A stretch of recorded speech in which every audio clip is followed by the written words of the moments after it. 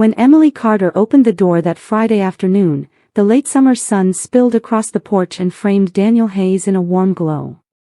He stood there with his easy smile, holding a small overnight bag and looking like he hadn't aged a bit since she'd last seen him. Her heart jumped in her chest, though she quickly told herself it was just surprise, nothing more. After all, Daniel was just an old family friend. He was only staying for the weekend, and by Monday he'd be gone again, back to his life in Chicago while she stayed here in their quiet New Hampshire town.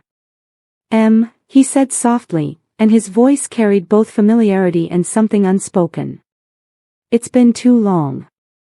She stepped aside to let him in. It has. Come on, you must be tired. You drove all this way. 6 hours, he said, setting down his bag in the entryway. But it was worth it. He paused, and his eyes lingered on hers just a moment longer than necessary. You look, well, better than well. Emily laughed nervously and brushed her hair behind her ear. Compliments from Daniel had always done this to her. Back in high school, when he was 2 grades ahead, she used to harbor a quiet crush that she never admitted to anyone.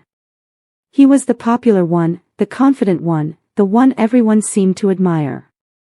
And now here he was again, stepping into her world after years apart, as if no time had passed at all. The house felt suddenly smaller with him in it. She led him to the guest room, the one that overlooked the maple trees turning red and gold with the season. He set his bag down and stretched, looking around the space with approval. This is perfect, he said. Thank you for letting me crash here. Hotels around here were all booked, and honestly, I was hoping you'd say yes. Emily smiled. Of course. You're always welcome. But as she closed the door and left him to settle in, her thoughts were already racing. Why now?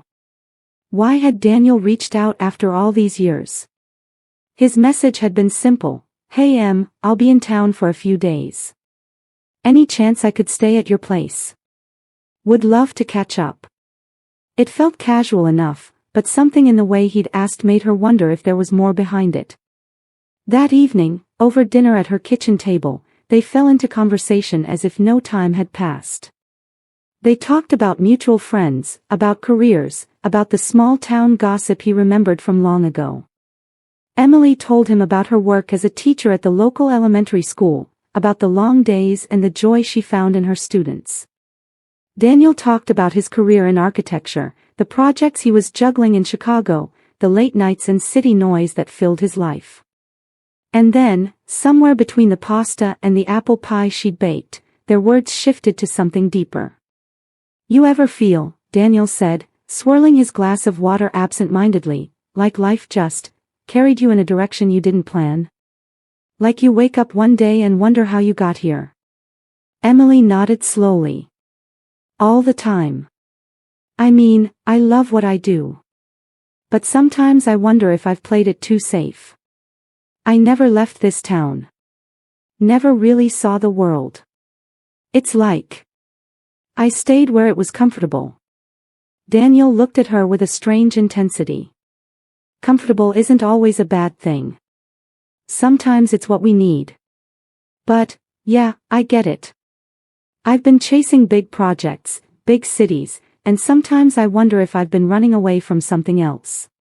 She tilted her head. From what? He hesitated, then smiled as if to push the thought away. From myself, maybe. From the people I left behind.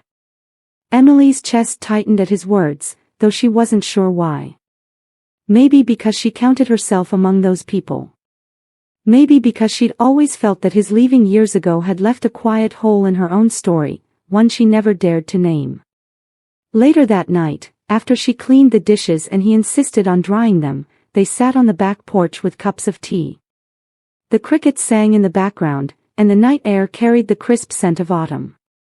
Daniel leaned back in his chair, looking more relaxed than she'd ever seen him.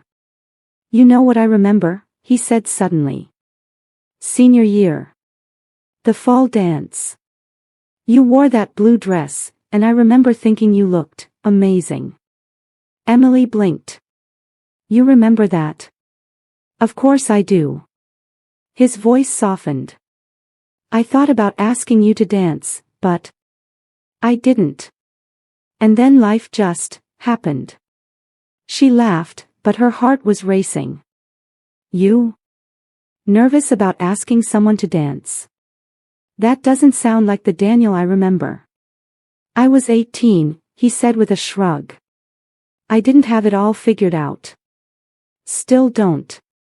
The moment hung between them, fragile and full of possibility. Emily felt something stirring inside her that she hadn't felt in years. A memory of what could have been. A question of what still might be. That night, lying awake in her own room, Emily replayed their conversation over and over. She told herself it was just nostalgia, just the comfort of an old friend's company. But deep down, she knew it was more.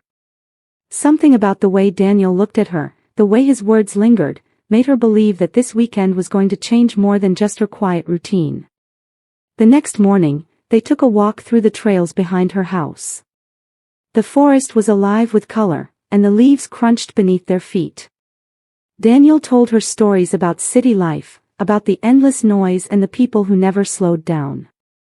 Emily shared the small joys of her daily life, the kids who brought her drawings, the way the seasons changed so vividly in their town. Sometimes I envy you, Daniel admitted as they paused by the lake. You've built something steady here. Something real. I feel like I've been chasing things that don't even matter half the time. Emily smiled faintly. And sometimes I envy you. You've seen so much, done so much. I stayed in one place. Maybe I've been too afraid to take risks. Maybe, he said, looking at her intently. Or maybe you've been braver than you think. Staying, when everyone else leaves, that's not easy. The way he said it made her chest ache. She looked out at the water, trying to calm her racing heart. But then he added, almost in a whisper, I should have stayed, too. Emily turned to him, startled. What do you mean? Daniel met her gaze, and there was no smile this time, no casual shrug. Just honesty. I left because I thought I had to chase success. But I think I left behind something more important. Someone more important. The world seemed to still around them.